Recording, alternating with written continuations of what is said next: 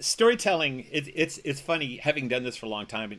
Storytelling and being a storyteller is really kind of, it's a word that gets thrown around a lot.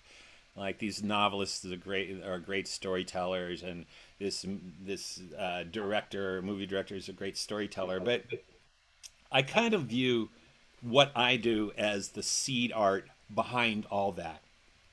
I'm not holding any text. I mean, I'm not holding a book.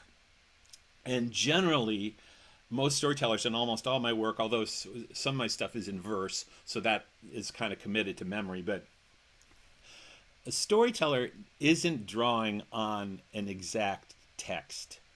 What they're doing is they're they're sharing the images they have in their mind through words. And so, one of the things that happens, which is quite amazing to me, is if a storyteller, when the storyteller is present, the story is never told the same exact way. It's not. I mean, some of the stories I tell, I have told 1,000 times, right?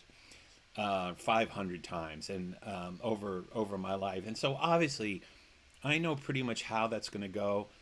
But for a storyteller present in the moment, the story is always bigger than the words, and there's always that possibility that they're going to discover something new, either, especially by the way the audience reacts. I've written a bunch of books for kids, and once it's off to the publisher, it's done. You can't. There's books I'd like to take back and rewrite, but the thing about storytelling is the rewriting is going on all the time. And one of the things that I've realized is that I am part of this tradition, this understanding. I'm actually reading the Odyssey with a reading group at a library here in Providence, and they say that this story was finally transcribed. It was carried for hundreds of years, and maybe there was somebody named Homer, but it was written down. But I see the storyteller's hand in that text. I see how the storyteller worked. I see that they make these references to these other stories that the audience has to know, right? And I see them doing this litany, this reciting of phrases over and over again, which is something that storytellers do.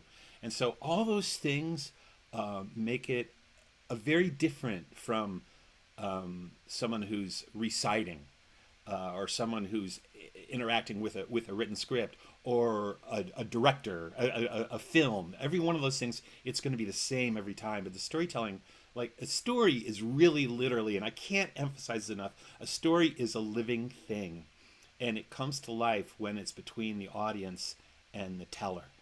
The teller's job is to try to give enough words to the pictures to be made in the audience's head. So that's the kind of thing that happens, when we get it right.